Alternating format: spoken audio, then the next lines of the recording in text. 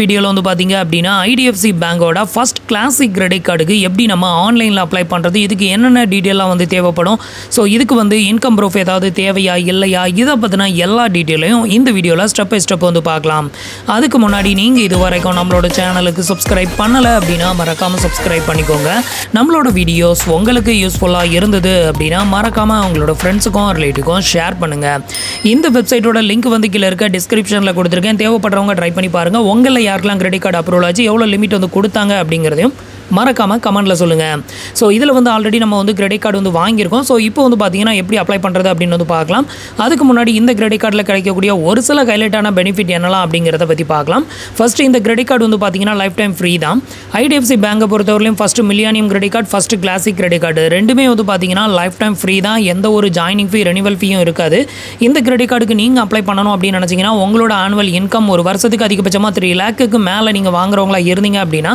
இந்த கிரெடிட் கார்டுக்கு நீங்க தாராளமா அப்ளை பண்ணிக்கலாம் நீங்க சாலரிடா இருந்தாலும் சரி செல்ஃப் எம்ப்ளாயா இருந்தாலும் சரி இந்த கிரெடிட் கார்டுக்கு அப்ளை பண்ணிக்கலாம் அதே மாதிரி வந்து பாத்தீங்கன்னா உங்களோட பர்த்டே டேட் அன்னைக்கு நீங்க இந்த கிரெடிட் கார்டு மூலமா ஸ்பெண்ட் பண்ற எல்லா அமௌண்ட்டுக்குமே உங்களுக்கு வந்து 10x ரிவார்ட்ஸ் பாயிண்ட் வந்து கொடுக்குறாங்க அது மட்டும் இல்லாம ஈச் அண்ட் எவ்ரி மந்த் நீங்க வந்துட்டு 20000 ஸ்பெண்ட் பண்ணிட்டீங்க அப்படினா அந்த 20000க்கு மேல ஸ்பெண்ட் பண்ணக்கூடிய ஈச் அண்ட் எவ்ரி 100 ரூபீஸ்க்கும் உங்களுக்கு 10x ரிவார்ட்ஸ் பாயிண்ட் வந்து கிடைக்கும் அப்படினு சொல்லிருக்காங்க அதே இது ஆஃப்லைன்ல ஸ்பெண்ட் பண்ணும்போது வந்து பாத்தீங்கன்னா உங்களுக்கு 6x ரிவார்ட்ஸ் பாயிண்ட் வரைக்கும் கிடைக்கும் அப்படிங்கறதையும் மென்ஷன் பண்ணிருக்காங்க இதுக்கு அடுத்து வந்து பாத்தீங்க அப்படினா இந்த கிரெடிட் கார்டு ஒருவேளை உங்களுக்கு அப்ரூவல் ஆச்சு அப்படினா இந்த கிரெடிட் கார்டை நீங்க ரிசீவ் பண்ண அடுத்த ஒரு 30 நாளைக்குள்ள 5000 ரூபாய் இல்ல 5000 ரூபாய்க்கு மேல நீங்க வந்து பில் பேமெண்ட் வந்து பே பண்ணிட்டீங்க அப்படினா 500 ரூபாய்க்கு வர்த்தான gift voucher வந்து கிடைக்கும் அப்படினு சொல்லிருக்காங்க அதே மாதிரி இந்த கிரெடிட் கார்டை ரிசீவ் பண்ண அடுத்த 30 நாளைக்குள்ள ஃபர்ஸ்ட் EMI வந்து இந்த கிரெடிட் கார்டு மூலமா எடுத்தீங்க அப்படினா அதிகபட்சமா உங்களுக்கு 5% வரைக்கும் கேஷ்பேக் வந்து கிடைக்கும் அப்படினு சொல்லிருக்காங்க இதனால உங்களுக்கு அதிகபட்சமா 1000 ரூபாய் வரைக்கும் இதுல வந்து சேவ் பண்ண முடியும் அப்படிங்கறதையும் மென்ஷன் பண்ணிருக்காங்க சோ உங்களுக்கு IDFC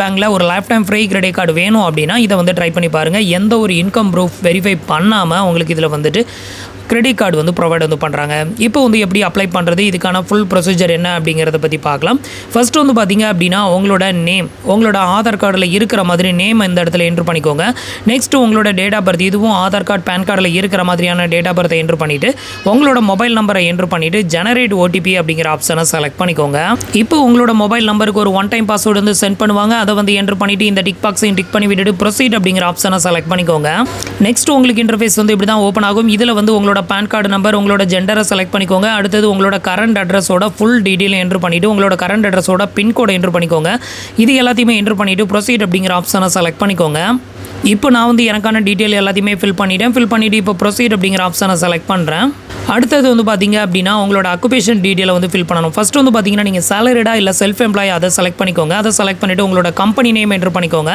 அடுத்து உங்களோட மந்த்லி இன்கம் அதிகபட்சமா எவ்வளவு இன்கம் வாங்குவீங்களோ அந்த இன்கம் அமௌண்ட்டை இங்க வந்து என்டர் பண்ணிக்கோங்க இப்போ நான் வந்து எனக்கான டீடைல் எல்லாத்தையுமே வந்து ஃபில் பண்ணிட்டு அடுத்து உங்ககிட்ட ஆல்ரெடி கிரெடிட் கார்டு இருக்குதா அப்படினு கேட்டிருக்காங்க இருந்ததுனா இத ஆன் பண்ணி விடுங்க இல்ல அப்படினா டைரக்டா கண்டினியூ கொடுத்துறலாம் இப்போ வந்து பாத்தீங்கன்னா உங்களுக்கு வந்து இந்த ஸ்டேஜ்ல எலிஜிபிலிட்டி இல்லனா ரிஜெக்டட் ஆகும் இல்லனா ஃபர்ஸ்ட் வாவ் கிரெடிட் கார்டுக்கு வந்து ரீடைரக்ட் ஆகும் வாவ் கிரெடிட் கார்டு அப்படிங்கிறது வந்து பாத்தீங்கன்னா ஃபிக்ஸட் டெபாசிட் மூலமா வாங்கக்கூடிய கிரெடிட் கார்டு சோ அந்த கிரெடிட் கார்டு உங்களுக்கு வாங்க இன்ட்ரஸ்ட் இருந்ததுனா நீங்க வந்து ஃபிக்ஸட் டெபாசிட் போட்டு தான் வாங்குற மாதிரி இருக்கும் அப்படி இல்லனா அதை வந்து ஸ்கிப் பண்ணிட்டு வெளிய வந்துறலாம் உங்களுக்கு ஒருவேளை எலிஜிபிலிட்டி இருக்கும் பட்சத்துல இது மாதிரி கங்க்ராச்சுலேஷன் அப்படினு போட்டு உங்களுக்கான கிரெடிட் லிமிட்டையுமே வந்து ஷோ பண்ணுவாங்க இப்போ நமக்கு அதிகபட்சமா வந்து பாத்தீங்க அப்படினா 41000 ரூபாய் வரைக்கும் கிரெடிட் லிமிட் வந்து கொடுத்திருக்காங்க இத அப்படியே கீழ ஸ்க்ரோல் பண்ணி காமிக்கிறேன் கீழ வந்து ஸ்க்ரோல் பண்ணீங்க அப்படினா நமக்கான லிமிட் வந்து இதுல வந்து மென்ஷன் ஆயிருக்கும் அதுக்கு அடுத்து வந்து நமக்கான இன்ட்ரஸ்ட் ரேட் per monthக்கு வந்து பாத்தீங்கன்னா 1.67% வந்து per monthக்கு இன்ட்ரஸ்ட் வந்து சார்ஜஸ் பண்றாங்க per இயருக்கு அப்படினு எடுத்துக்கிட்டீங்கன்னா அதிகபட்சமா 20% வரைக்கும் நமக்கு இன்ட்ரஸ்ட் வந்து இதுல இருக்கும் அப்படிங்கறதையும் மென்ஷன் பண்ணிருக்காங்க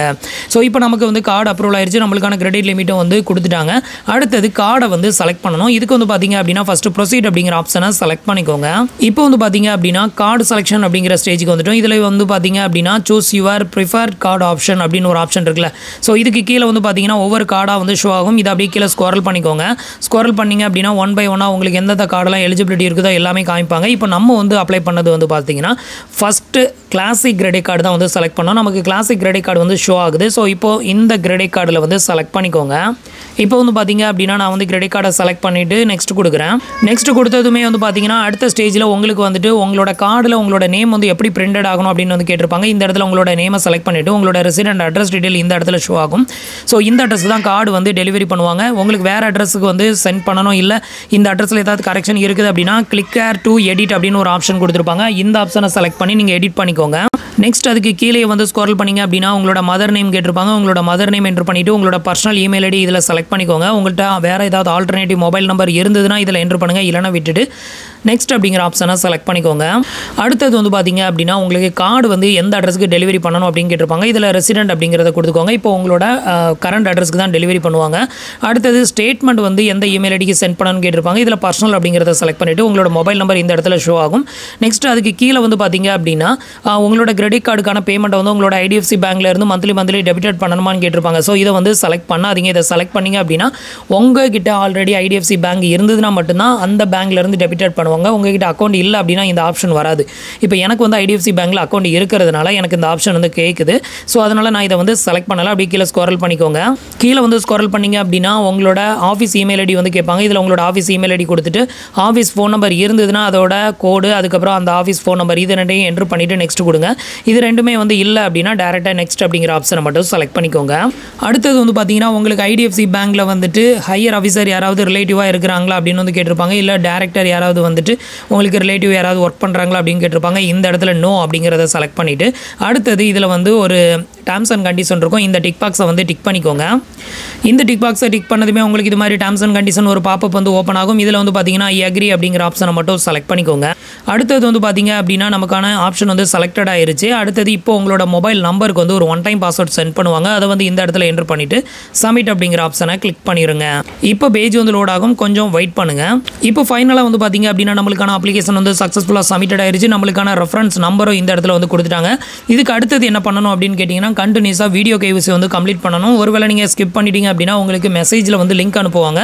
அந்த லிங்கை கிளிக் பண்ணி நீங்கள் வந்து உங்களுக்கான வீடியோ கேவிசி வந்து கம்ப்ளீட் பண்ணிக்கோங்க. வீடியோ கேவிசி கம்ப்ளீட் பண்ணுறதுக்கு ஒரிஜினல் பேன் கார்டு வந்து கையில் வச்சுக்கோங்க. ஸோ இதில் வந்து சைன்லாம் வந்து பண்ண சொல்ல மாட்டாங்க. ஜஸ்ட் உங்களோட பேசிக் டீட்டெயில் எல்லாமே கேட்பாங்க. எல்லாம் இங்கிலீஷ் இல்லைனா ஹிந்தி இதில் தான் வரும், தமிழ் வந்து கிடையாது. ஸோ நான் வந்துட்டு கேவிசி கம்ப்ளீட் பண்ணும்போது இங்கிலீஷில் தான் வந்து பண்ணேன். உங்களோட நேம், டேட் ஆஃப் பர்த், எங்கே ஒர்க் பண்ணுறீங்க, அதுக்கப்புறம் உங்களோட சேலரி, உங்களோட பேன் கார்டை வந்து ஒரு ஃபோட்டோ எடுக்க சொல்லுவாங்க, ஒரு செல்ஃபி ஃபோட்டோஸ் எடுத்துக்குவாங்க. இது எல்லாமே கம்ப்ளீட் பண்ணி முடிச்சிட்டிங்க அப்படின்னா உங்களுக்கான கார்டு வந்து ப்ராசஸ் ஆக ஆரம்பிச்சிடும்.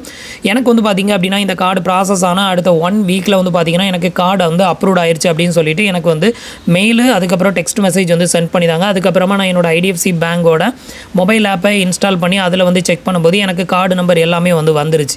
அடுத்து வந்து பார்த்தீங்கன்னா ஒரு 7 டேஸ்க்குள்ளேயே எனக்கு கார்டும் வந்து ரிசீவ் ஆயிருச்சு. ஸோ இதே மாதிரி நீங்களும் கரெக்டாக ஃபாலோ பண்ணிங்க அப்படின்னா எந்த ஒரு இன்கம் ப்ரூஃபும் இல்லாமல் ஐடிஎஃப்சி பேங்க்கில் உங்களால் வந்துட்டு ஒரு life time free credit card வந்து வாங்க முடியும்.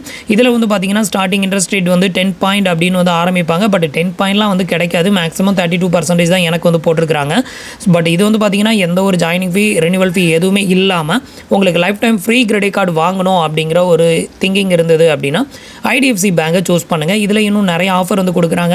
நீங்கள் வந்து ஐடிஎஃப்சி பேங்க்கில் எந்த கிரெடிட் கார்டு வாங்கினாலும் சரி அதோட சேர்த்து உங்களுக்கு ரூபே டைப் கிரெடிட் கார்டு ஃப்ரீயாகவே அலோகேட் ஆகும். ஸோ அதை வந்து நீங்கள் ஆக்டிவேட் பண்ணிட்டீங்க அப்படின்னா அந்த கார்டுக்கு 200 சார்ஜஸ் பண்ணுவாங்க.